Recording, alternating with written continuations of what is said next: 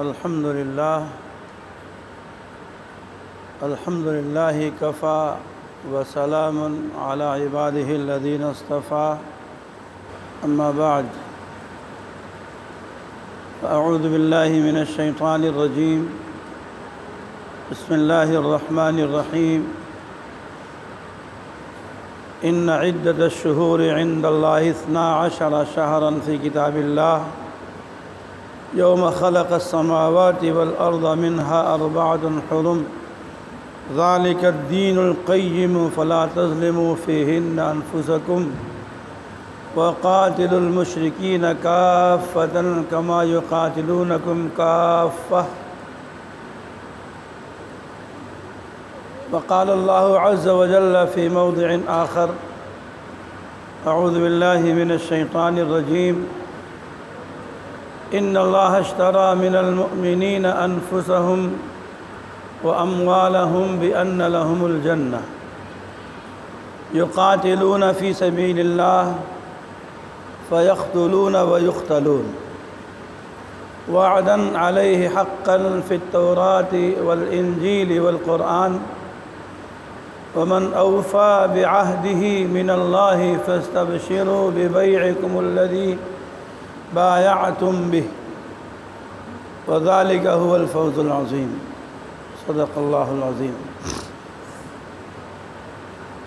قابل احترام حضرت مفتی صاحب ضلع مجدہوں، عزیز مکرم مولانا محمد انس قمر صاحب حفظہ اللہ اور مولانا محمد ثمامہ صاحب سلمہ اللہ، میرے بزرگوں، بھائیوں، میری ماں اور بہنوں، آج کا دن یوم عاشوراء تھا جو گزر گیا۔ اللہ کے کچھ محبوب بندوں نے روزہ رکھا تھا، کچھ نے نہیں رکھا تھا۔ جنہوں نے نہیں رکھا ان کی کوئی گرفت نہیں ہوگی، کیونکہ نفلی روزہ ہے، کوئی فرض تو تھا نہیں۔ جنہوں نے روزہ رکھا تھا ان کو بہت بڑی فضیلت حاصل ہو گئی، اس لیے کہ نبی پاک جناب محمد الرسول اللہ صلی اللہ علیہ وآلہ وسلم نے ارشاد فرمایا تھا، افضل الصیام بعد رمضان شہر اللہ المحرم، کہ رمضان کے مہینے کے بعد سب سے افضل کوئی روزہ ہے تو محرم الحرام کا روزہ ہے۔ یہ روزہ رمضان کی فرضیت سے پہلے فرض تھا، اور حضور پاک صلی اللہ علیہ وسلم یہ روزہ رکھا کرتے تھے۔ جب رمضان کے مبارک مہینے کی فرضیت ہوئی تو رب کائنات نے اس روزے کی فرضیت کو ساقط کر دیا، یعنی ختم کر دیا۔ فرضیت تو ختم ہو گئی، فضیلت باقی ہے۔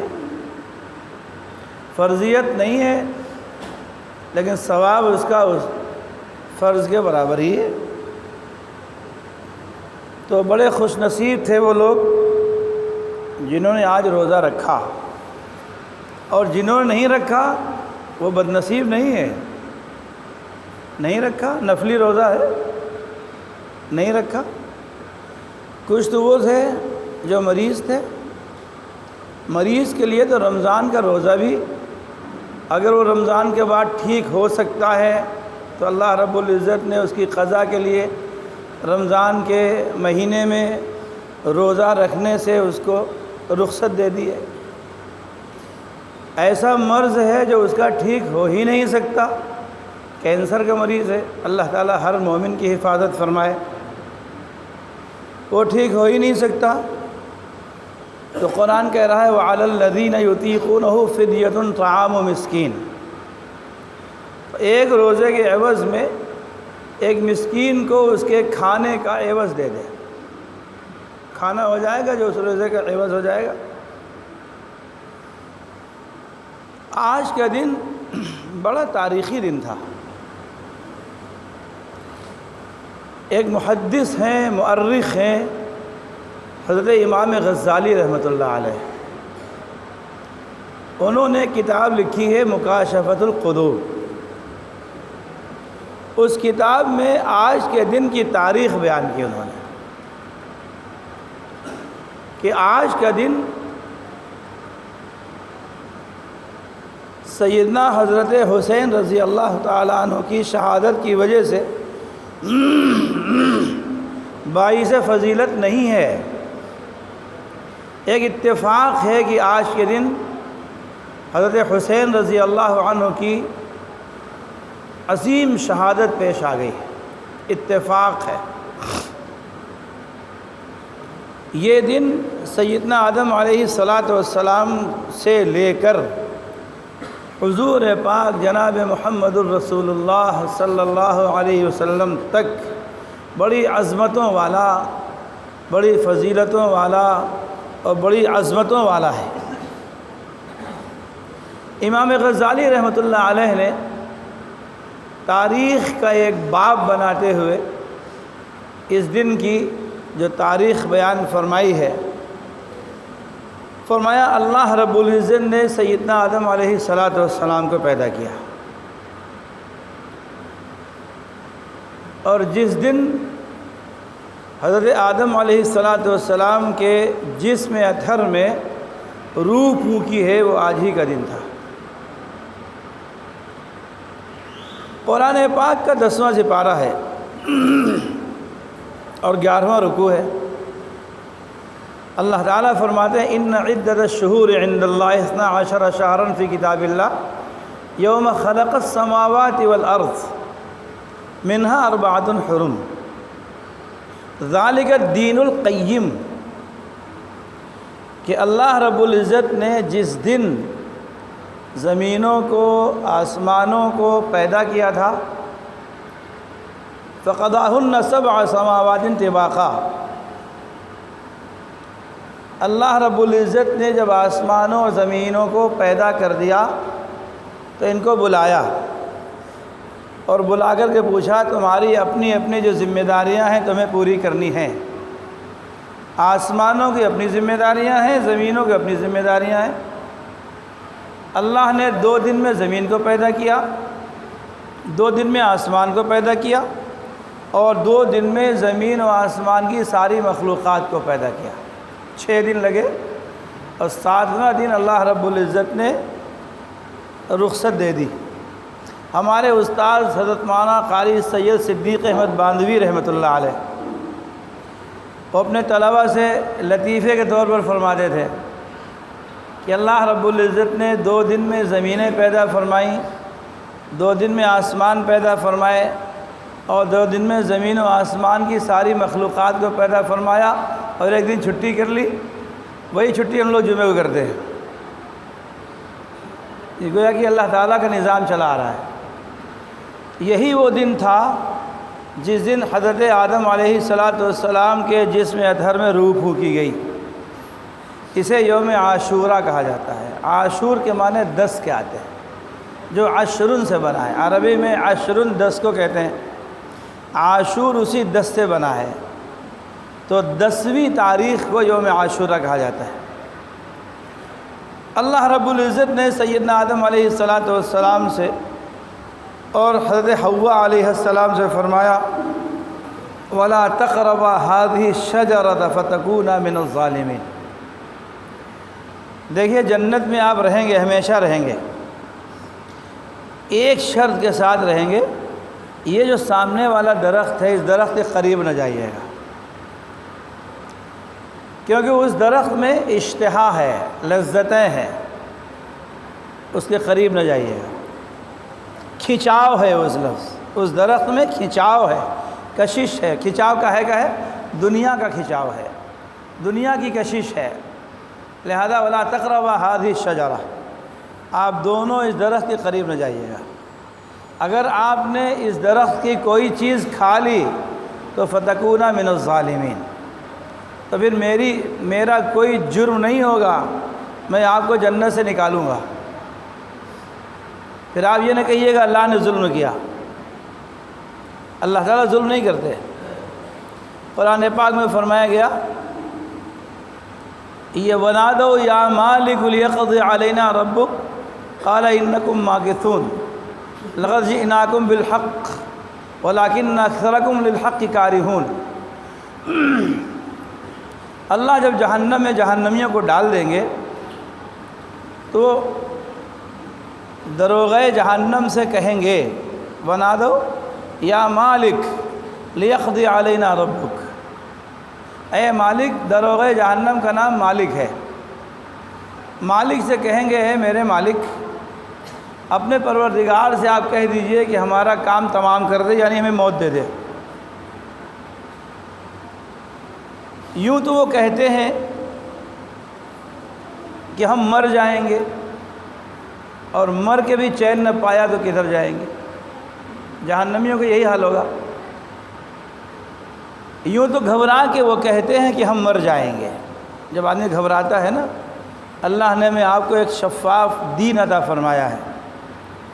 یہ دین ساری دنیا میں، ساری کائنات میں، سارے ادیان پر غالب ہے، لیکن جو بے دین ہیں، جو بد دین ہیں، ان کے پاس کوئی مذہب تو ہے نہیں، وہ خودکشی کر لیتے ہیں، سوسائڈ کر لیتے ہیں۔ اللہ رب العزت کے ہاں سوسائڈ کرنے والے کی مغفرت نہیں ہے۔ دنیا میں موت تو آ جاتی ہے، وہ کہتے ہیں کہ یوں تو گھبرا کے وہ کہتے ہیں کہ مر جائیں گے، گھبرا گئے، قرضہ زیادہ ہو گیا، ادا کیسے کریں، لوگ تقاضا کر رہے ہیں، چلو سوسائڈ کر لو، مر جاؤ، قرضے سے پاک ہو جاؤ۔ لیکن جہنم میں تو جانے کے بعد وہاں موت بھی نہیں آئے گی۔ یہ کہیں گے وَنَادَوْا يَا مَالِكُ لِيَقْضِ عَلَيْنَا رَبُّكَ، 1000 سال تک یہ مالک سے گڑ گڑاتے رہیں گے۔ اے مالک، اپنے پروردگار سے کہہ دیجئے کہ ہمارا معاملہ پورا کر دے، ہمیں موت دے دے، یہ تو جہنم سے نکال دے، ہمیں موت دے دے 1000 سال تک۔ اور آخرت کا 1 سال، 1 دن کتنا بڑا ہے؟ سورہ معارج میں اللہ رب العزت نے فرمایا مقدارہ 50,000 سنہ، آخرت کے 1 دن کی مقدار دنیا کے 50,000 سال کے برابر۔ وہاں کا 1 دن، یہاں کے 50,000 سال۔ یہ ہم نہیں کہہ رہے ہیں، حضرت مفتی صاحب تھوڑی فرما رہے ہیں۔ جس قرآن پاک کی تلاوت ہم لوگ روزانہ کرتے ہیں، اس قرآن پاک کے 29ویں سپارے کی سورہ معارج میں فرمایا گیا مقدارہ 50,000 سنہ فاصبر صبرا جمیلا انہم یرونہ بعیدا ونراہ قریبا۔ سورہ معارج میں فرمایا کہ قیامت کے اور آخرت کے 1 دن کی مقدار دنیا کے 50,000 سال کے برابر۔ اب آخرت کے 1000 سال کو دنیا کے 50,000 سال سے آپ ضرب دیجئے، ملٹیپلائی کیجئے تو تصور کے باہر ہے۔ اتنے سال تک جہنمی مالک سے کہتے رہیں گے وَنَادَوْا يَا مَالِكُ لِيَقْضِ عَلَيْنَا رَبُّكَ، 1000 سال کے بعد وہ جواب دے گا قَالَ إِنَّكُمْ مَاكِثُونَ۔ 1000 سال کے بعد جب وہ کہے گا، 1000 سال تک امید میں رہے، امید میں رہے، امید میں رہے، شاید میری بات سن لی جائے، شاید میری بات سن لی جائے، شاید میری بات سن لی جائے۔ 1000 سال کے بعد وہ کہے گا انکم ماکثون، تمہیں ہمیشہ ہمیشہ اسی میں رہنا ہے، کبھی نکلنا نہیں ہے۔ تو وہاں تو موت بھی نہیں ہے۔ سیدنا آدم علیہ السلام چاہتے تھے کہ اللہ کی جنت ہی میں ہماری زندگی گزرے۔ شیطان آیا فَأَزَلَّهُمَا الشَّيْطَانُ عَنْهَا فَأَخْرَجَهُمَا مِمَّا كَانَا فِيهِ وَقُلْنَا اهْبِطُوا مِنْهَا جَمِيعًا۔ یہ پہلے سپارے کے 5ویں رکوع کی آیت، 4تھے رکوع کی آیت۔ شیطان نے بہکایا، شیطان کا کام بہکانا ہے۔ شیطان نے انبیاء علیہم السلام کو بہکانا چاہا، شیطان نے حضرات صحابہ کو بہکانا چاہا، شیطان نے تابعین کو بہکانا چاہا، اور شیطان ہمیں بھی بہکانا چاہتا ہے، اور قیامت تک وہ کام کرتا رہے گا۔ کیوں؟ جب رب کائنات نے فرمایا تھا فَاخْرُجْ مِنْهَا فَإِنَّكَ رَجِيمٌ، وَإِنَّ عَلَيْكَ لَعْنَتِي إِلَى يَوْمِ الدِّينِ قَالَ فَأَنذِرْنِي إِلَى يَوْمِ يُبْعَثُونَ۔ جب رب کائنات نے فرمایا تھا کہ تم نکل جاؤ یہاں سے، تم نے میرا حکم نہیں مانا۔ ذرا غور فرمائیے، جب اللہ رب العزت نے فرمایا کہ تم لوگ سب سیدنا آدم کا سجدہ کرو، اسجدوا لآدم فسجدوا الا ابلیس ابا واستکبر وکان من الکافرین۔ اللہ فرماتے ہیں کہ میں نے کہا کہ تم جبریل ان کا آدم کا سجدہ کرو، سارے فرشتے سجدے میں چلے گئے، ابلیس نے سجدہ نہیں کیا۔ کیوں نہیں کیا؟ لاجک دیکھیے، لاجک اس کی، وہ کہہ رہا ہے میں کیسے سجدہ کروں، یہ تو کمزور درجے کا انسان ہے، میں اس سے اعلیٰ درجے کا ایک جن ہوں۔ کمزور کیا ہے؟ آپ نے اس کو مٹی سے پیدا کیا، خلقتنی من نار وخلقتہ من طین، آپ نے مجھے آگ سے پیدا کیا اور آپ نے اس کو مٹی سے پیدا کیا۔ مٹی کا کام ہے نیچے آنا، آگ کا کام ہے اوپر جانا، جو اوپر جائے وہ بلند ہوتا ہے، جو نیچے جائے وہ پست ہوتا ہے۔ تو میں پست کو کیسے سجدہ کر لوں؟ میں کار پہ چل رہا ہوں تو موٹر سائیکل والوں کو کیسے سلام کر لوں؟ میں موٹر سائیکل پہ چل رہا ہوں تو سائیکل والے کیسے سلام کر لوں؟ میں سائیکل پہ چل رہا ہوں تو پیدل والے کیسے سلام کر لوں؟ یہی شیطانی عمل ہے، یہی شیطانی عمل ہے۔ اللہ رب العزت نے فرمایا عاجزی کے ساتھ رہو، انکساری کے ساتھ رہو۔ حضور پاک علیہ الصلاۃ والسلام نے ارشاد فرمایا کہ جو انسان دنیا میں عاجزی کے ساتھ، انکساری کے ساتھ رہتا ہے اور تمام تکلیفوں پر صبر کرتا ہے، جب قیامت کے روز اللہ کے حضور حاضر ہوگا تو اللہ تعالیٰ ساری مخلوق کے سامنے اس سے کہیں گے تم نے میرے خاطر صبر کیا تھا، تم نے میرے خاطر عاجزی اختیار کی تھی، تم نے میرے خاطر انکساری اختیار کی تھی، آج تمہیں اس کا اختیار دیا جاتا ہے، تم جنت کی جس حور کو چاہو اس سے نکاح تمہارا کر دیا جائے۔ عاجزی بہت بڑی علامت، بہت بڑی نعمت ہے اللہ تعالیٰ کی، انکساری بہت بڑی نعمت اللہ تعالیٰ کی ہے۔ اگر اللہ نے مال دیا ہے تو اللہ کی امانت ہے، ایک دن چلا جائے گا۔ یہ بتائیے ہمارے لکھنؤ شہر میں یا ہمارے آپ کے خاندان میں جنہوں نے بڑے بڑے گھر بنائے تھے، جنہوں نے بڑی بڑی فیکٹریاں بنائی تھیں، جنہوں نے بڑی بڑی دکانیں، مارکیٹس بنائے تھے، کیا وہ دنیا میں ہمیشہ رہے؟ چلے گئے، ہم بھی چلے جائیں گے۔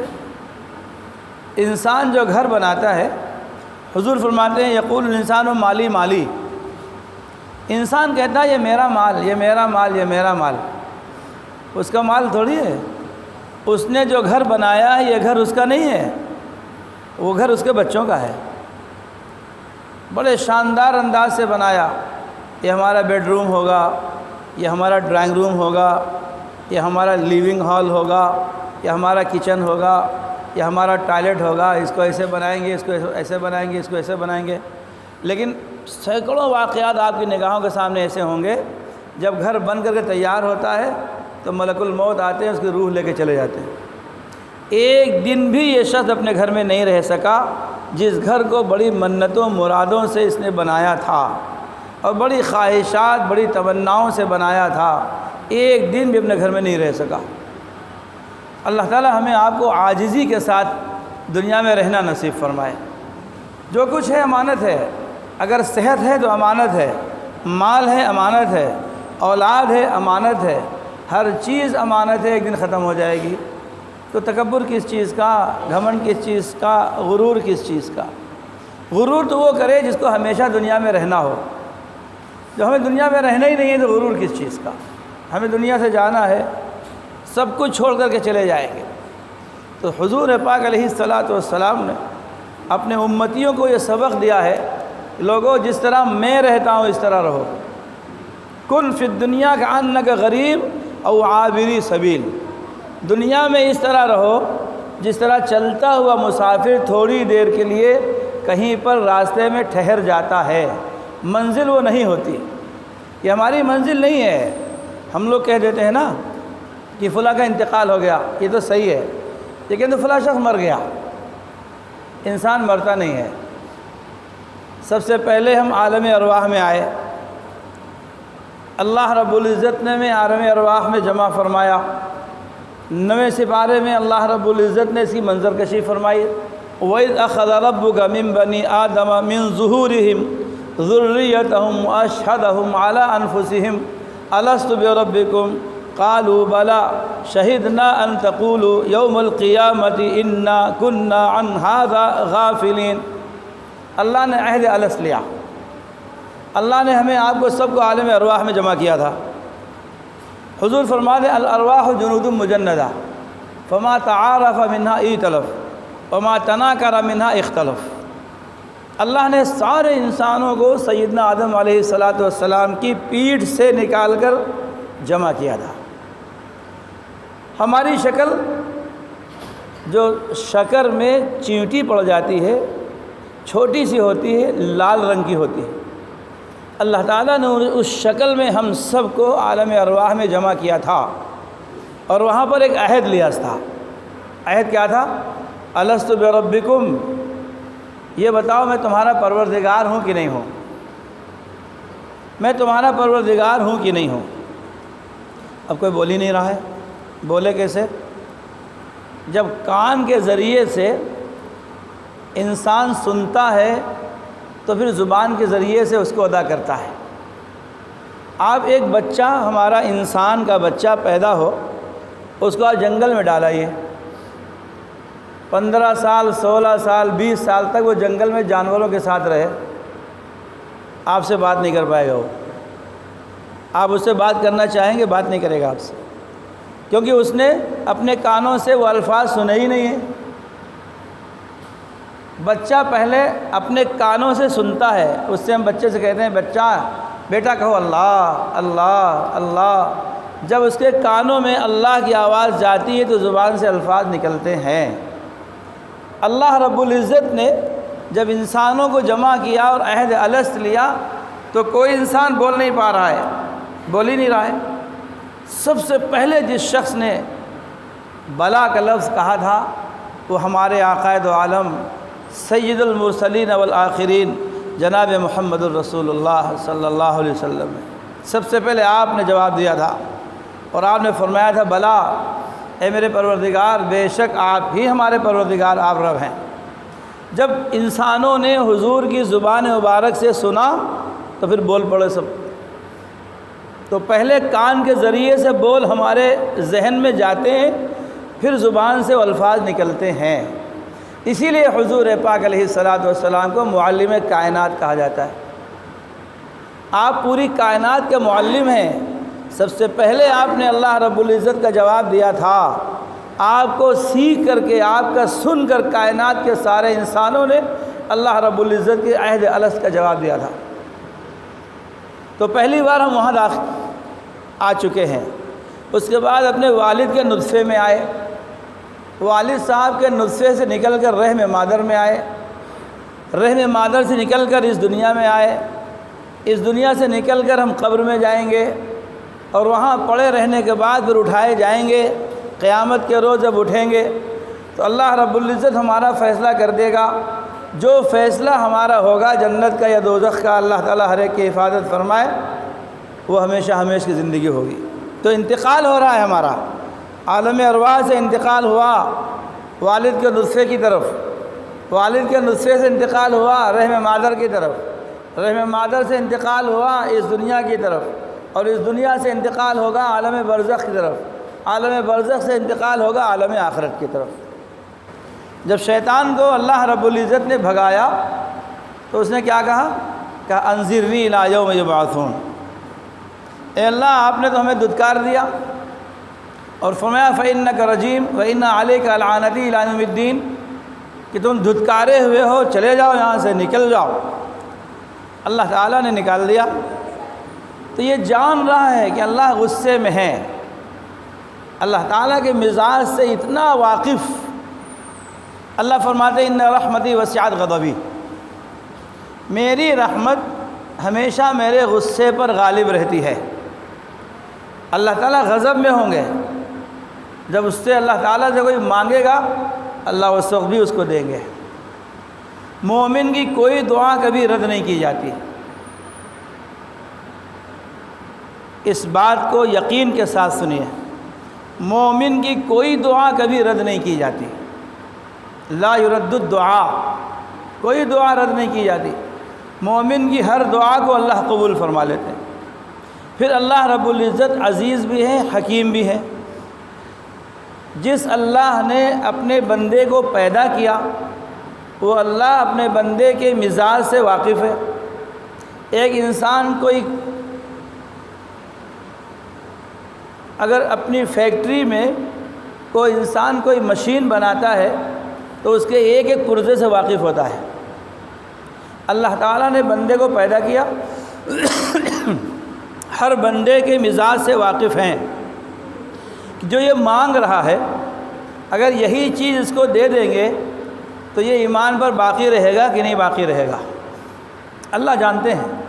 اگر جو چیز یہ مانگ رہا ہے اگر یہ چیز اس کو ہم دے دیں گے تو اس کے اندر غرور آئے گا یا نہیں آئے گا، اللہ جان رہے ہیں۔ اگر یہ چیز اس کو ہم دے دیں گے جو یہ مانگ رہا ہے تو یہ سارے اپنے خاندان والوں کے حقوق کو ادا کرے گا کہ نہیں ادا کرے گا، اللہ جانتے ہیں۔ اگر اللہ اپنی حکمت سے سمجھ لیتے ہیں کہ یہ بندہ اس کے اندر غرور نہیں آئے گا، ایمان پر باقی رہے گا، عاجزی انکساری کے ساتھ رہے گا، اپنے تمام خاندان والوں کے اپنے بچوں کے سارے حقوق ادا کرتا رہے گا اور میرے حقوق بھی ادا کرتا رہے گا، اللہ تعالیٰ اس کو وہی چیز دے دیتے ہیں جو مانگ رہا ہے۔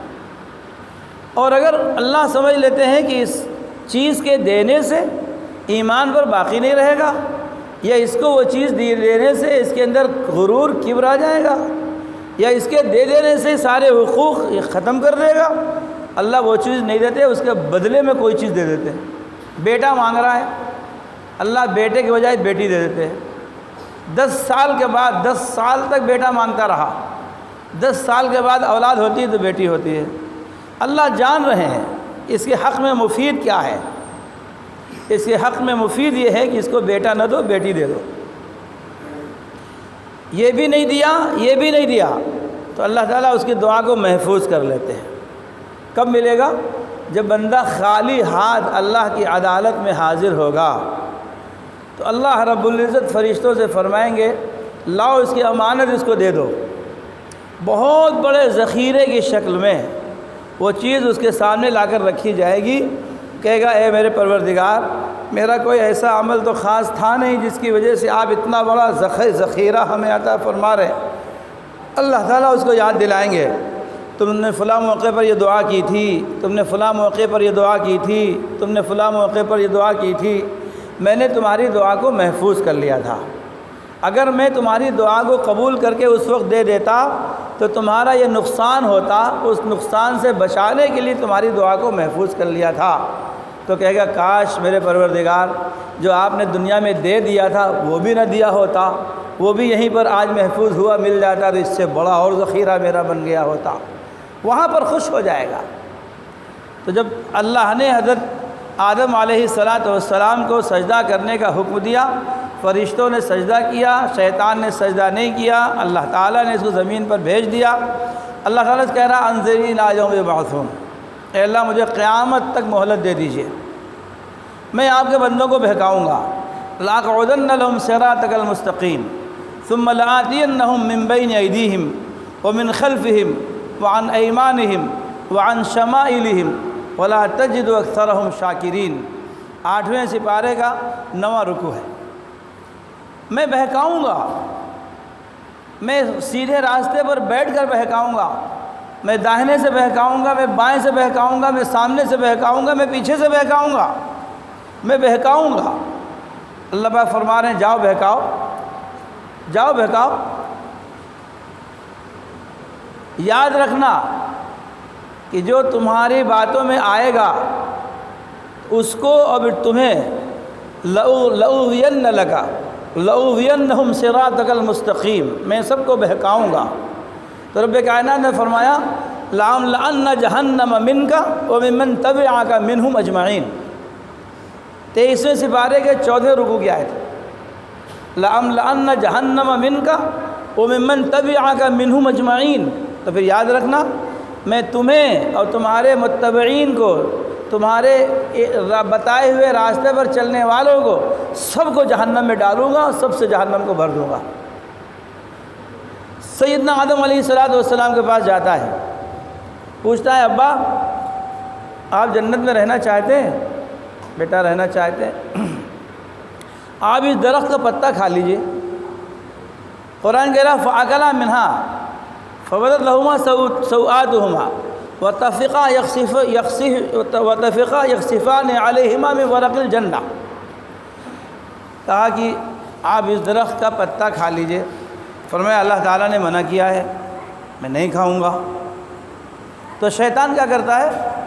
شیطان پہلے مردوں کو بہکانے کی کوشش کرتا ہے، اگر مرد نہیں بہکتا تو پھر ناقص العقل عورت کے پاس جاتا ہے، عورت کے ذریعے سے مردوں کو بہکاتا ہے۔ حضور پاک علیہ السلام نے ارشاد فرمایا تھا کہ شیطان کا جال عورتیں ہیں، النساء حبالۃ الشیطان، شیطان کا جال عورتیں ہیں، ان عورتوں کے جال میں پھنس کر کے مرد اپنی آخرت کو تباہ کر لیتا ہے۔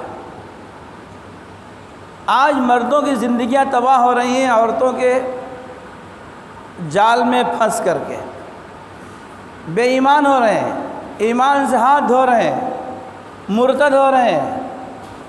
اس موبائل کی نحوست نے، اینڈرائڈ موبائل کی نحوست نے ہمارے نوجوان بچوں اور بچیوں کو تباہ کر دیا ہے، ان کو ایمان سے مرتد بنا دیا ہے، اور ہم نے اپنے بچوں کو آزادی دے دی ہے، اس سے ہمارا نقصان ہو رہا ہے۔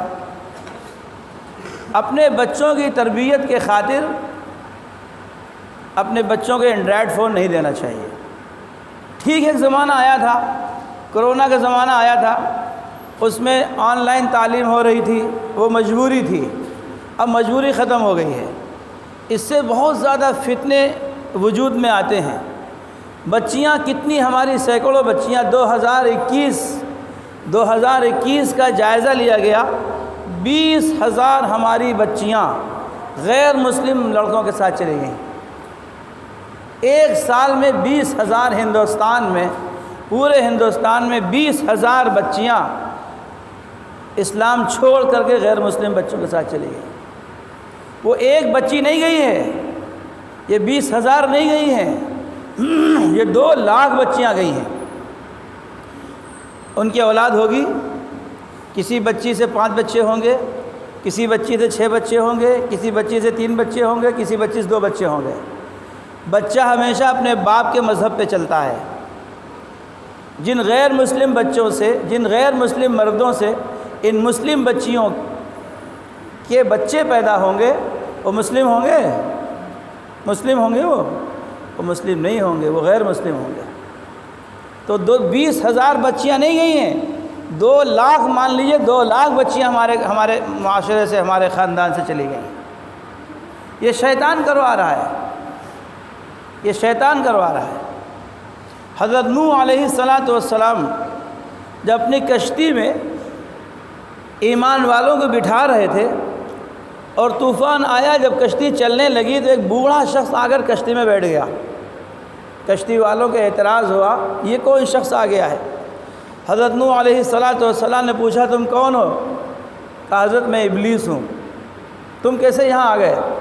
کہا کہ طوفان آ گیا ہے، میں مر جاؤں گا، مجھے بیٹھنے دیجیے۔ تو ایمان والوں کے اصرار پر آپ نے اس کو اتارنا چاہا، بڑی خوشامد کی، اس نے بڑی منتیں مرادیں مانگی۔ حضرت نوح علیہ السلام نے فرمایا اچھا یہ بتاؤ، تم اتنا بتا دو انسانوں کو بہکاتے کیوں ہو، اور کیوں بہکاتے ہو، کیسے بہکاتے ہو؟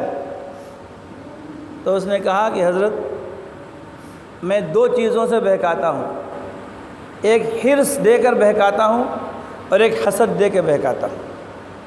حرص یہ ہے، نوجوان لڑکا نوجوان لڑکی کے فراق میں گھوم رہا ہے، یہ حرص ہے۔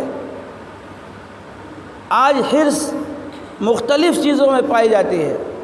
انسان مال کی حرص میں اندھا ہو رہا ہے، انسان عورت کی حرص میں اندھا ہو رہا ہے، انسان اقتدار کی حرص میں اندھا ہو رہا ہے، تو کہا کہ میں حرص دے کر بہکاتا ہوں اور حسد دے کے بہکاتا ہوں۔ کائنات کے سب سے پہلا انسان حرص میں میں نے اس کو بہکایا، اور حسد کے شکار میں خود ہو گیا۔ میں نے سیدنا آدم علیہ السلام سے حسد کیا تھا، تو حسد کی بنا پر مجھے زمین پر آسمان سے اتارا گیا، اور سیدنا آدم علیہ السلام نے حرص کی تھی جنت کی، تو جنت کی حرص میں ان کو جنت سے زمین پر اتارا گیا۔ سیدنا آدم علیہ السلام زمین پر اتار دیے گئے۔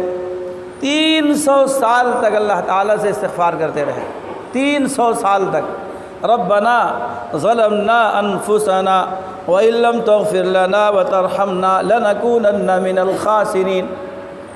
اے اللہ، ہم نے اپنے نفس پر ظلم کیا ہے، شیطان کے بہکاوے میں آ گئے۔ تو شیطان نے جب دیکھا کہ سیدنا آدم علیہ السلام نہیں بہک رہے ہیں، تو اماں ہوا کے پاس گیا۔ اسی لیے حضور نے فرمایا النساء حبالۃ الشیطان، عورت شیطان کا جال ہے، اس جال کے ذریعے سے مردوں پر حملہ کرتا ہے، ان کو پھنساتا ہے۔ اماں ہوا کے پاس جاتا ہے، کہتا ہے اماں آپ جنت میں رہنا چاہتے ہیں کہ نہیں رہنا چاہتے ہیں؟ جی بیٹا رہنا چاہتے ہیں۔ تو آپ اس درخت کے پتے کو یا اس کے پھل کو کھا لیجئے، آپ کبھی جنت سے نکالی نہیں جائیں گی۔ تو کہا کہ بیٹا ہمارے شوہر نے منع کیا ہے، اللہ نے میرے شوہر کو منع کیا، میرے شوہر نے مجھے منع کیا، میں نہیں جا سکتی۔ اب دیکھیے اس کی لاجک، یہ حضرات علماء بیٹھے ہیں، آپ ان سے پوچھئے، عربی زبان میں ایک اسم اشارہ ہوتا ہے، ھذا اسم اشارہ ہے، اور ذالک اسم اشارہ دور کا ہے، ھذا قریب کا ہے۔ بہت قابل ہے شیطان۔ شیطان کسی ڈاکٹر کو جب بہکاتا ہے تو ڈاکٹر بن کے بہکاتا ہے، کسی انجینئر کو بہکاتا ہے تو انجینئر بن کے بہکاتا ہے، کسی لائر کو بہکاتا ہے تو لائر بن کے بہکاتا ہے، کسی حافظ قرآن کو بہکانا چاہتا ہے تو حافظ بن کے بہکاتا ہے، قاری کو قاری بن کے بہکاتا ہے، عالم کو عالم بن کے بہکاتا ہے، مفسر کو مفسر بن کے بہکاتا ہے، محدث کو محدث بن کے بہکاتا ہے، فقیہ کو فقیہ بن کے بہکاتا ہے۔ بہت قابل ہے، یہ بہت قابل ہے۔ تو کہا کہ اماں آپ نے غور نہیں کیا، اللہ پاک نے فرمایا وَلَا تَقْرَبَا هَٰذِهِ الشَّجَرَةَ، جو آپ کے قریب میں جو درخت ہے اس سے منع کیا ہے، لیکن جو دور ہے ان سے تھوڑی منع کیا ہے، ان کو تو آپ کھا ہی سکتی ہیں۔ کہا بیٹا بات تو سمجھ میں آ رہی تمہاری۔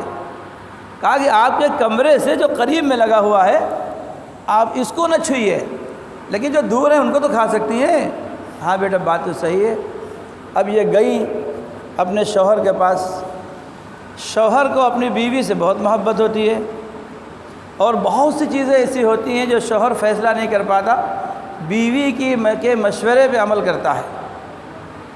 حضور پاک علیہ السلام جب عمرے کے لیے مدینہ منورہ سے نکلے ہیں، اور حدیبیہ کے مقام پر جب آپ نے قیام فرمایا، اور آپ نے سیدنا عثمان غنی رضی اللہ عنہ کو مکہ مکرمہ بھیجا کہ جا کر مکے والوں سے بتا دو کہ ہم لوگ عمرہ کرنے کے لیے آ رہے ہیں، ہم عمرہ کریں گے، ہمارے پاس کوئی تلوار نہیں ہے، ہمارے پاس کوئی ہتھیار نہیں ہے، ہم عمرہ کریں گے واپس ہو جائیں گے، ہم احرام کی حالت میں ہیں۔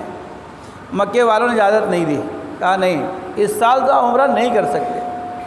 جب یہ بات طے ہو گئی کہ اس سال ہم لوگ حدیبیہ کے آگے نہیں بڑھ پائیں گے، تو نبی پاک علیہ السلام نے فرمایا کہ میرے ساتھیوں 1400 حضرات صحابہ حضور پاک علیہ السلام کے ساتھ تھے، 1400۔ آپ نے فرمایا سب لوگ یہیں پر اپنی ہدی کے جانور ذبح کر دیں اور حلق کر لیں، احرام کھول لیں۔ کوئی صحابی تیار نہیں ہو رہا تھا، کوئی صحابی تیار نہیں ہو رہا تھا۔ حضور بہت زیادہ پریشان ہوئے کہ آخر میرے صحابہ میری ایک ایک بات پہ، میرے اشارے پر جانوں کو قربان کرنا اپنی معراج سمجھتے تھے، آج میری بات کو مان کیوں نہیں رہے ہیں؟ آپ اسی مایوسی کو لے کر اپنے خیمے میں تشریف لاتے ہیں۔ حضرت ام سلمہ رضی اللہ تعالیٰ عنہ آپ کے ساتھ میں ہیں۔ حضور نے حضرت ام سلمہ کے سامنے یہ بات رکھی، تو اپنی بیویوں سے مشورہ کرنا چاہیے، ان کو عزم معطل نہیں سمجھ لینا چاہیے۔ حضور نے اپنی بیویوں سے مشورہ کیا ہے، تو حضور نے ام سلمہ رضی اللہ تعالیٰ عنہ سے فرمایا کہ آج تو غضب ہو گیا، میرے ایک اشارے پر ہمارے حضرات صحابہ جنہوں نے جنگ بدر میں جانوں کا نذرانہ پیش کیا، میرے ایک اشارے پر غزوہ احد میں اپنی جانوں کا نذرانہ پیش کیا، میرے ایک اشارے پر غزوہ خندق پیش آ گئی، آج میرے وہ صحابہ میری بات کو ماننے کے لیے تیار نہیں ہو رہے۔ اللہ اکبر۔ وہ عورت بھی کیا تھی، وہ حضرت ام سلمہ فرماتی ہیں حضور یہ بات نہیں ہے، وہ نعوذ باللہ آپ کی شان میں گستاخی نہیں کر رہے ہیں، وہ انتظار میں ہیں کہ شاید اللہ کی طرف سے کوئی وحی آ جائے، شاید اللہ کی طرف سے کوئی وحی آ جائے تو ہم لوگوں کو عمرے کے لیے جانا آسان ہو جائے۔ وہ اللہ کی وحی کا انتظار کر رہے ہیں، نعوذ باللہ وہ آپ کی شان میں گستاخی نہیں کر رہے ہیں۔ اب ایک کام کریے، آپ باہر نکلیے اور جا کر سب سے پہلے اپنا جانور آپ ذبح کر دیجیے اور اپنا آپ حلق کرا لیجیے، پھر دیکھیے صحابہ مانتے ہیں کہ نہیں مانتے ہیں۔ حضور پاک علیہ السلام نکلے اور نکل کر سب سے پہلے اپنا جانور ذبح کیا۔ بس حضور کا جانور ذبح کرنا تھا کہ حضرات صحابہ سارے کے سارے اپنا جانور ذبح کرنا شروع کر دیا۔ حضور نے حلق کرایا، سب نے اپنا حلق کرا لیا۔ حضور نے احرام کھول دیا، سب نے اپنا احرام کھول دیا۔ تو یہ ام سلمہ رضی اللہ تعالی عنہا کی رائے سے حضور پاک علیہ السلام نے اس پر عمل کیا تو الحمدللہ سارا مسئلہ حل ہو گیا۔ بیویاں بڑی نعمت ہیں اللہ تعالیٰ کی، ان کے ساتھ خیر کا معاملہ کرنا چاہیے۔ حضور پاک علیہ السلام فرماتے ہیں خیرکم خیرکم لأہلہ وانا خیرکم لأہلی، تم میں سب سے بہتر وہ شخص ہے جو اپنے گھر والوں کے ساتھ اچھا ہو، بہتر ہو۔ میں اپنے گھر والوں کے ساتھ سب سے بہتر ہوں۔ چنانچہ یہ شیطان حضرت حوا کے پاس پہنچتا ہے اور ان سے کہتا ہے، اپنے شوہر کے پاس جاتی ہیں، اپنے شوہر کو سمجھاتی ہیں۔ سیدنا آدم علیہ السلام اپنے محبوب بیوی کی بات کو مانتے ہوئے اس درخت کا پھل کھا لیتے ہیں۔ قرآن کہہ رہا فَأَكَلَا مِنْهَا فَبَدَتْ لَهُمَا سَوْآتُهُمَا وَطَفِقَا يَخْصِفَانِ عَلَيْهِمَا مِنْ وَرَقِ الْجَنَّةِ۔ 8ویں سپارے کے 9ویں رکوع کی آیت ہے۔ جب دونوں نے اس درخت کے پھل کو کھا لیا تو آپ کے جنت کے کپڑے اتر گئے، آپ جنت کے درختوں کے پتوں سے اپنا ستر عورت ڈھانپنے لگے، اللہ رب العزت نے اتار دیا۔ یہی وہ شیطان ہے کہ حضرت ایوب علیہ السلام ایک روایت میں 6 سال، ایک روایت میں 18 سال بیمار رہتے ہیں، پوری برادری ساتھ چھوڑ دیتی ہے، پورا خاندان ساتھ چھوڑ دیتا ہے۔ یہ محبوب فرما بردار بیوی ان کو لے کر کے بستی کے ایک کنارے جا کر کے پڑ جاتی ہے، اپنے شوہر کے علاج کے لیے وہ بستی میں گھروں میں جا کر جھاڑو پوچھا کرتی ہے، برتن صاف کرتی ہے، اس سے جو پیسہ ملتا ہے اس سے اپنے شوہر کا علاج کرتی ہے۔ ایک روز شیطان آیا، کہنے لگا اماں کیا آپ چاہتی ہیں کہ آپ کا شوہر ٹھیک ہو جائے؟ ہاں بیٹا کون نہیں چاہے گا، ہم تو اپنے شوہر کی تیمارداری کرتے کرتے مرے جا رہے ہیں، میرا شوہر ٹھیک ہو جائے، اللہ میرے شوہر کو صحت دے دے۔ تو کہا کہ میرے پاس ایک پڑیا ہے، میں بہت بڑا حکیم ہوں، حکیموں کو بہکانے کے لیے بھی حکیم بن کے جاتا ہے۔ کہا میں حکیم ہوں، ایک پڑیا ہے، 100% گارنٹی ہے کہ آپ کا شوہر ٹھیک ہو جائے گا، آپ یہ پڑیا کھلا لیجئے، دے دو بیٹا۔ بیٹا اس کی قیمت کیا ہے؟ کوئی قیمت نہیں ہے، صرف ایک میرا سجدہ کر لیجیے آپ بس۔ بیوی نے سوچا میرا شوہر ٹھیک ہو جائے، میرا شوہر ٹھیک ہو جائے، اگر ایک سجدہ کر لیا جائے، کوئی اللہ تو ہے نہیں ہے اور میرے دل میں اس کی قدر بھی نہیں ہے، میں کر لیتی ہوں، میرا شوہر ٹھیک ہو جائے۔ لیکن کہنے لگی میں اپنے شوہر سے پوچھ لوں، بس سمجھ گیا کہ اب کام بننے والا نہیں ہے۔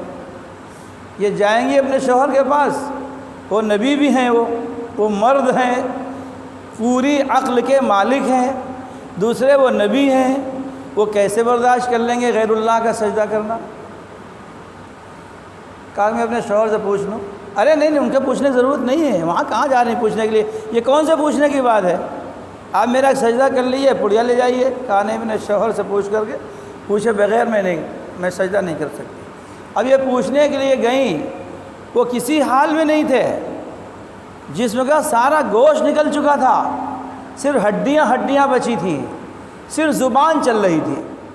2 لوگ قریب سے گزر رہے تھے، تو سوچا کہ دیکھیں ان کے ہونٹ چل رہے ہیں، یہ کیا کہہ رہے ہیں۔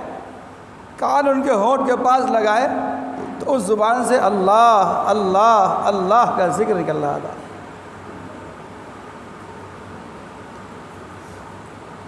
غصے میں آ کر کے، جذبات میں آ کر کہنے لگے تو نے سن کیسے لیا کہ وہ غیر اللہ کا سجدہ تجھ سے کرانا چاہتا ہے؟ تو نے سن کیسے لیا؟ تو ایک نبی کی بیوی ہے، غیر اللہ کا سجدہ کرنا حرام ہے، تو نے سن کیسے لیا؟ اگر میں ٹھیک ہو گیا نا تجھے سب کوڑے ماروں گا۔ اتنا غصہ، بس وہ آئیں کہنے لگیں کہ بیٹا میں تمہارا سجدہ نہیں کر سکتی، میرے شوہر نے سختی سے منع کیا ہے۔ ایک آزمائش مقصود تھی اللہ تعالیٰ کی۔ تو یہ شخص عورتوں کے ذریعے مردوں کو بہکاتا ہے۔ سیدنا ابراہیم علیہ السلام جب حضرت اسماعیل علیہ السلام کو لے کر کے چلتے ہیں تو پہلے حضرت اسماعیل کو بہکانے کی کوشش کرتا ہے، پھر سیدنا ابراہیم کو بہکانے کی کوشش کرتا ہے، پھر حضرت حاجرہ کے پاس آتا ہے۔ حضرت حاجرہ سے کہتا ہے آپ کے شوہر آپ کے بیٹے کہاں لے گئے ہیں؟ کہا کہ بھیا وہ تو لے گئے ہیں، کسی کام سے لے گئے ہیں، میلہ دکھانے لے گئے۔ ارے کہاں پڑی ہو، اس کو ذبح کرنے کے لیے لے گئے ہیں۔ باپ بیٹے کو ذبح کرے گا؟ یہ نہیں ہو سکتا۔ ارے نہیں، جو کہہ رہے ہیں میری بات تو مانیے، آپ اپنے بیٹے کو ذبح کرنے لے گئے ہیں، وہ آپ کا بیٹا جو اس کو زندگی بھر آپ نے اللہ سے مانگا تھا، اس اکلوتے بیٹے کو آپ کی بڑھاپے کی اکلوتی اولاد ہے، وہ آپ کے بڑھاپے کا سہارا بننے والا ہے، اس کو وہ لے گئے ہیں، ذبح کرنے لے گئے ہیں، یہ نہیں ہو سکتا۔ ارے ہاں بھائی ذبح کرنے لے گئے ہیں، کیوں؟ اچھا وہ کیوں ذبح کرنے لے گئے ہیں؟ وہ کہہ رہے ہیں اللہ کا حکم ہے۔ اللہ اکبر۔ اب دیکھیے عورت ایک بات، اگر اللہ کا حکم ہے، ارے تو میرا ایک اسماعیل کا اگر اللہ پاک 1000 اسماعیل دیتے ہم اس کو بھی اللہ کے نام پر قربان کر دیتے۔ کیسی عورت تھی وہ! اللہ ہماری بہنیں، ہماری مائیں، ہماری بچیاں بھی اللہ ہمیں ایسی نصیب فرمائے جو اپنے شوہروں کو گائیڈ کرنے والی ہوں، اپنے شوہروں کو مس گائیڈ کرنے والی نہ ہوں۔ انہوں نے اپنے شوہروں کو گائیڈ کیا تھا۔ حضور پاک علیہ السلام غار حرا سے گھبرائے ہوئے تشریف لائے، تو پہلی بار حضرت جبرائیل کو دیکھا تھا، تو گھر آئے تو گھبرائے ہوئے ہیں، تھر تھرا رہے ہیں، کانپ رہے ہیں۔ حضرت خدیجہ رضی اللہ تعالی عنہا سے فرماتے ہیں یا خدیجہ زملونی، مجھے کمبل اڑا دو، مجھے کمبل اڑا دو، مجھے سردی لگ رہی ہے، میں تھر تھرا رہا ہوں۔ تو پوچھا ہوا کیا بات ہے؟ تو فرمایا کہ ایسا ایسا واقعہ آج میرے ساتھ پیش آیا ہے۔ انی خشیت علی نفسی، مجھے اپنی جان کا ڈر ہے، کہیں میری جان نہ چلی جائے۔ اللہ اکبر۔ تو کیا دلاسا دیا تھا حضرت خدیجہ رضی اللہ تعالی عنہا نے؟ فرمایا اللہ آپ کی مدد فرمائے گا، اللہ آپ کو نقصان نہیں پہنچائے گا۔ کیوں؟ وَإِنَّكَ لَتَصِلَ الرَّحْمَةَ، آپ سب کے ساتھ صلہ رحمی کرنے والے ہیں، آپ لوگوں کے ساتھ ہمدردی کرنے والے ہیں، آپ بیواؤں کے ساتھ نہایت اعلیٰ درجے کا حسن سلوک کرنے والے ہیں، آپ یتیموں کی مدد کرنے والے ہیں، اللہ تعالیٰ آپ کو ضائع نہیں کرے گا۔ حضرت خدیجہ رضی اللہ تعالی عنہ نے دلاسا دیا تو حضور پاک علیہ السلام کو قوت نصیب ہوئی۔ عورت کو چاہیے کہ اپنے گھر والوں کو گائیڈ کرے، مس گائیڈ نہ کرے۔ یہ محرم الحرام کا مہینہ ہے، آج یوم عاشورہ تھا، 10 دن گزر گئے، ان میں سب سے زیادہ جو خرافات، جو رسومات ہمارے گھروں میں ہوتی ہیں وہ ہماری عورتوں کے ذریعے سے ہوتی ہیں، وہ مرد کو مس گائیڈ کرتی ہیں، اور اس میں سب سے زیادہ آپ دیکھیں گے آپ کو رسومات کے مقامات پر سب سے زیادہ عورتیں نظر آئیں گی، اور شیطان سب سے زیادہ عورت کے پیچھے لگتا ہے، عورت کو بہکاتا ہے، عورت کے ذریعے سے مردوں کو بہکاتا ہے۔ اسی لیے نبی پاک علیہ السلام نے فرمایا تھا النساء عبالۃ الشیطان، عورتیں شیطان کا جال ہیں، ان کے ذریعے سے شیطان مردوں کو بہکانے کا کام کرتا ہے۔ تو یہ یوم عاشورہ 300 سال تک سیدنا آدم علیہ السلام اللہ تعالیٰ سے دعا فرماتے رہے ربنا ظلمنا انفسنا وَإِن لَّمْ تَغْفِرْ لَنَا وَتَرْحَمْنَا لَنَكُونَنَّ مِنَ الْخَاسِرِينَ۔ اے اللہ ہم نے اپنے نفس پر ظلم کیا ہے، کیونکہ اللہ تعالیٰ نے منع کیا تھا اس درخت کے قریب نہ جانا، اور ہم نے اس کا پتا یا پھل کھا لیا، اللہ نے زمین پر اتار دیا۔ اے اللہ ہم نے ظلم کیا۔ وَإِن لَّمْ تَغْفِرْ لَنَا، اگر آپ نے ہمیں معاف نہ کیا، وَتَرْحَمْنَا، ہم پر رحم نہ کھایا، لَنَكُونَنَّ مِنَ الْخَاسِرِينَ، تو سب سے زیادہ خسارے والا، سب سے زیادہ نقصان والا کوئی انسان ہوگا تو میں ہوں گا۔ یہ نقصان کہاں کا ہے؟ دنیا کا نقصان نہیں ہے، دنیا کا خسارہ نہیں ہے، یہ خسارہ آخرت کا خسارہ ہے، جہاں کوئی ایک نیکی دینے والا آپ کو نہیں ملے گا۔ بیٹا باپ سے ایک نیکی مانگے گا کہ اللہ پاک نے بھیجا ہے کہ بیٹا تمہاری ایک نیکی کم پڑ رہی ہے، ایک نیکی لے آؤ تمہارا کام ہو جائے گا۔ نہ باپ بیٹے کو ایک نیکی دے گا، نہ ماں بیٹی کو ایک نیکی دے گی، نہ شوہر بیوی کو نیکی دے گا، نہ بیوی شوہر کو نیکی دے گی۔ اس وقت ایک نیکی کام آئے گی۔ اس لیے ہمیں آپ کو چاہیے کہ ہم اللہ تعالیٰ سے ہمیشہ استغفار کریں۔ اے اللہ ہم سے جو غلطیاں ہو گئیں معاف فرما دیجیے۔ اس ماہ محرم الحرام میں اے اللہ آپ کے پیارے نبی نے جن باتوں کو کرنے کا حکم دیا تھا ہم نے وہ نہیں کیا، جن باتوں سے روکا گیا تھا اس کو ہم کرتے رہے، لیکن ہمیں اب معلوم ہو گیا ہمارے علماء کے ذریعے سے، ہمارے خطیبوں کے ذریعے سے، ہمارے قائدین کے ذریعے سے معلوم ہو گیا کہ محرم میں یہ کرنا چاہیے، یہ نہیں کرنا چاہیے۔ جو کر چکے ہیں اللہ مجھے معاف فرما دے، اور آئندہ مجھے توفیق عطا فرما دے کہ میں ان خرافات میں نہ پڑھوں۔ جو چیزیں ہوتی ہیں کہیں سے اس کا وجود نہیں ہے۔ ہمارے ایک بزرگ نے فرمایا کہ جیسے انسان کا شجرہ ہوتا ہے ویسے عمل کا شجرہ بھی ہوتا ہے۔ انسان کا شجرہ کہ ایک شخص اپنے آپ کو فاروقی لکھتا ہے، ایک شخص اپنے آپ کو صدیقی لکھتا ہے، ایک شخص اپنے آپ کو سید لکھتا ہے۔ اگر وہ سید لکھ رہا ہے تو پھر یہاں سے لے کر حضرت فاطمہ رضی اللہ تعالی عنہ تک بیچ میں سب اولاد حضرت علی کی ہونی چاہیے۔ اگر بیچ میں کہیں سے کوئی کٹ اپ ہوا تو پھر یہ سید کہلانے کے لائق نہیں ہے۔ کوئی صدیقی لکھتا ہے تو یہاں سے لے کر اس کا والد بھی صدیقی، اس کا والد بھی صدیقی، اس کا والد بھی صدیقی ہوتے ہوتے آخری اولاد سیدنا صدیق اکبر تک پہنچنی چاہیے۔ اس کا شجرہ محفوظ ہے، ورنہ شجرہ محفوظ نہیں ہے۔ ہمارے قرآن کا شجرہ ہے۔ جیسے میں کہتا ہوں کہ میں نے قرآن پڑھا اپنے استاذ حضرت قاری مظہر علی صاحب سے، انہوں نے قرآن پاک پڑھا حضرت قاری اسماعیل صاحب سے، انہوں نے قرآن پاک پڑھا حضرت قاری محب الدین صاحب سے، انہوں نے قرآن پاک پڑھا حضرت قاری ضیاء الدین صاحب سے، انہوں نے قرآن پاک پڑھا حضرت قاری عبدالرحمن مکی رحمۃ اللہ علیہ سے، انہوں نے قرآن پاک پڑھا حضرت عبداللہ مکی رحمۃ اللہ علیہ سے، اور عبداللہ مکی سے سیدنا حفص علیہ السلام تک، سیدنا حفص رحمۃ اللہ علیہ تک پورا شجرہ محفوظ ہے۔ انہوں نے ان سے پڑھا، انہوں نے ان سے پڑھا، انہوں نے ان سے پڑھا، یہاں تک کہ آئے گا کہ انہوں نے امام حفص سے پڑھا، امام حفص نے امام عاصم سے پڑھا، امام عاصم نے سیدنا عثمان غنی سے پڑھا، سیدنا عثمان غنی نے حضور پاک علیہ السلام سے پڑھا، اور حضور پاک علیہ السلام نے حضرت جبرائیل سے پڑھا، حضرت جبرائیل نے اللہ تعالیٰ سے پڑھا۔ تو شجرہ محفوظ ہوا کہ نہیں؟ ہمارا شجرہ محفوظ ہے، ہمارے سمامہ نے ہم سے پڑھا ہے، لہذا ان کا شجرہ محفوظ ہے قرآن پاک کا، جو حضور پاک علیہ السلام تک پہنچتا ہے۔ ہماری نماز کا شجرہ ہے، حضور پاک علیہ السلام تک پہنچتا ہے۔ ہم جو محرم میں کرتے ہیں، تعزیہ داری کرتے ہیں، علم اٹھاتے ہیں، چھڑ اٹھاتے ہیں، تعزیہ اٹھاتے ہیں، تخت اٹھاتے ہیں، اس کا بھی کوئی شجرہ ہونا چاہیے۔ اگر یہ عبادت ہے تو اس کا بھی شجرہ ہونا چاہیے کہ ہمارے ابا نے اٹھایا، ہمارے دادا نے اٹھایا، دادا کے ابا نے اٹھایا، ان کے ابا نے اٹھایا، اور اٹھاتے اٹھاتے اٹھاتے حضرت زین العابدین نے اٹھایا، العابدین، پھر حضور پاک علیہ السلام تک پہنچنا چاہیے۔ نہیں پہنچتا۔ 8ویں صدی کے آگے نہیں جاتا یہ شجرہ، 8ویں صدی تک یہ ہندوستان اور ایران تک جاتا ہے، 8ویں صدی کے بعد اس کا شجرہ آگے نہیں جاتا۔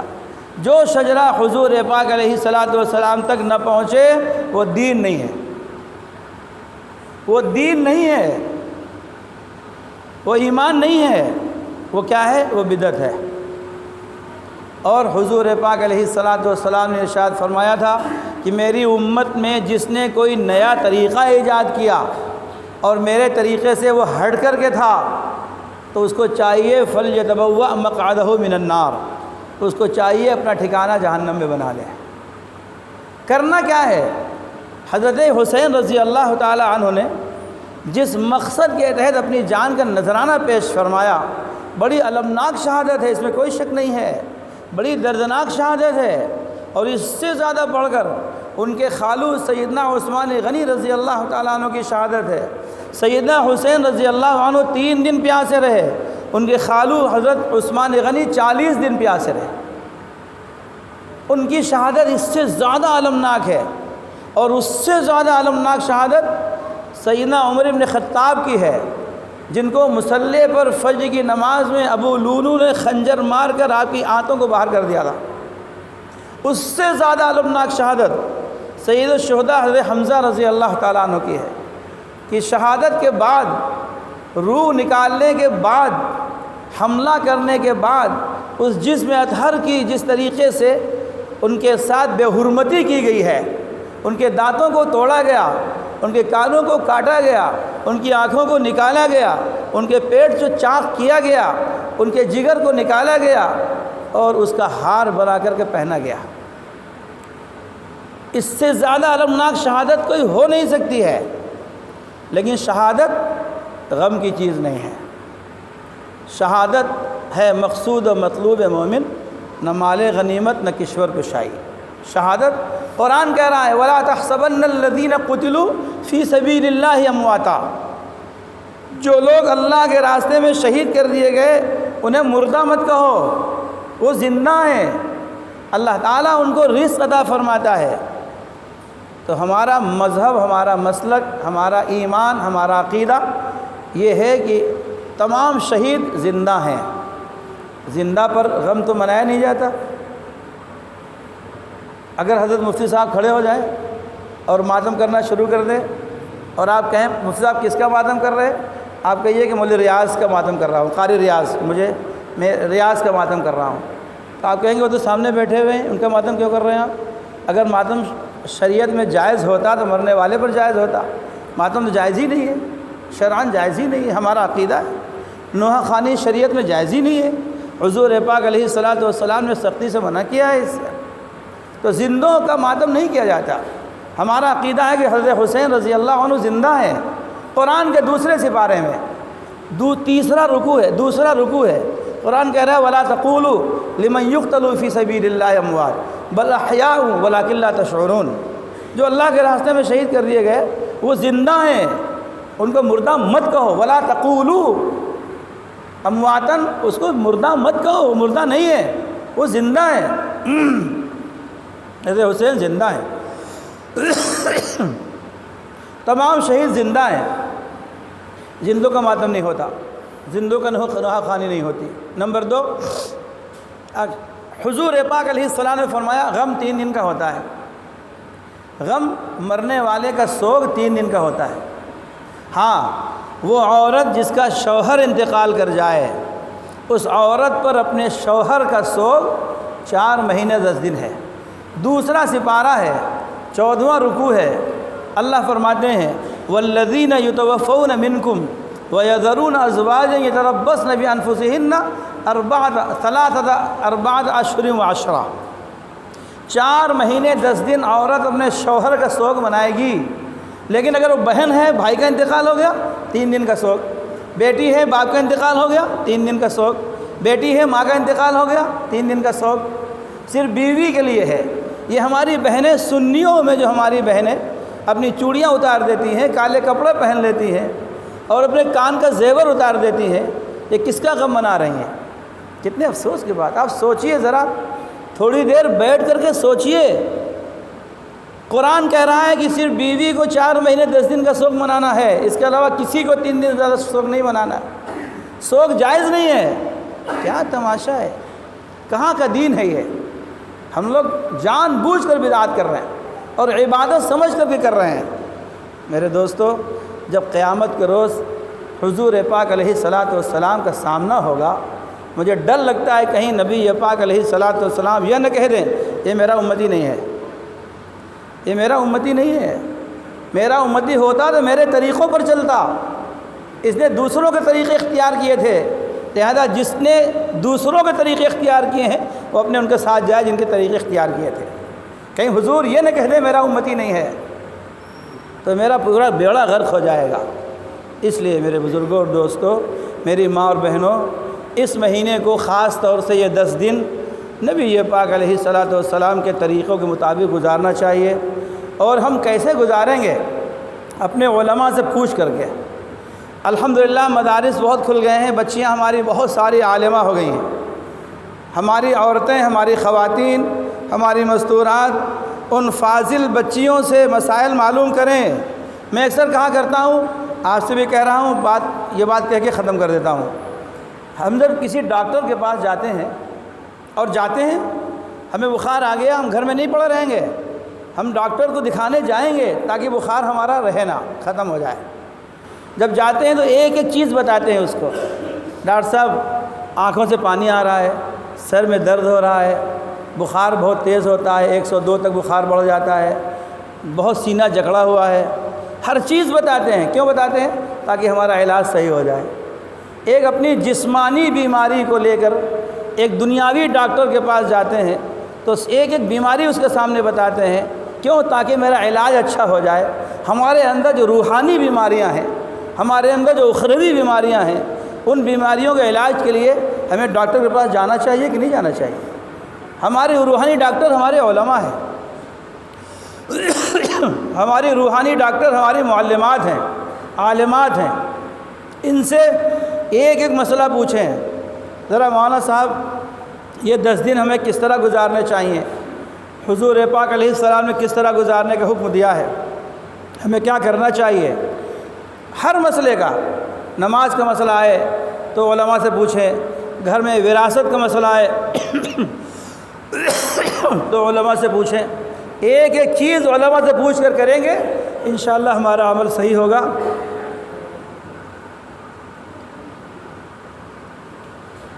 جب ہمارا عمل صحیح ہوگا اللہ کے بارگاہ میں قبول ہوگا، ہمارا عمل قبول ہوگا، اللہ تعالی ہماری مغفرت فرمائیں گے، اللہ ہماری دنیا بھی آسان فرمائیں گے، ہمارے آخرت آسان فرمائیں گے، قبر میں ہمیں راحت نصیب فرمائیں گے، اور اپنی عدالت میں جب حاضری ہوگی اللہ انشاءاللہ جنت کا فیصلہ فرمائیں گے۔ اللہ اس پر ہم سب کو عمل کی توفیق نصیب فرمائے۔ ابھی ہمارے بعد انشاءاللہ ہمارے حضرت امام صاحب، حضرت مفتی صاحب کا بیان ہونا ہے، پوری اس کے ساتھ رقص کے ساتھ بیٹھیے، حضرت کا بیان سنیے۔ یہ مجلسیں روز روز نہیں آتی ہیں، لیکن جو مجلسیں ہیں بہت مبارک ہیں۔ کیا بعید ہے اللہ تعالیٰ اس مجلس کو دیکھ کر کے فرشتوں سے کہے، میرے فرشتوں تم گواہ رہی ہو، میرے یہ بندے میرے نام پر جمع ہوئے ہیں، میرا تذکرہ کر رہے ہیں، میرے حبیب کا تذکرہ کر رہے ہیں، تم لوگ گواہ رہی ہو اپنے سب بندوں کی میں نے مغفرت کر دی۔ کیا بعید ہے کہ آج کی مجلس ہماری آپ کی مغفرت کا سامان ہو جائے۔ اللہ تعالی ہماری آپ کی سب کی مغفرت فرمائے، بدعات سے، رسومات سے، خرافات سے ہماری بہنوں بچیوں کی سب کی حفاظت فرمائے۔ وآخر دعوانا الحمدللہ رب العالمین۔ میں دین لوں گا، میں دین لوں گا، نہ لوں گا میں دین ہارے۔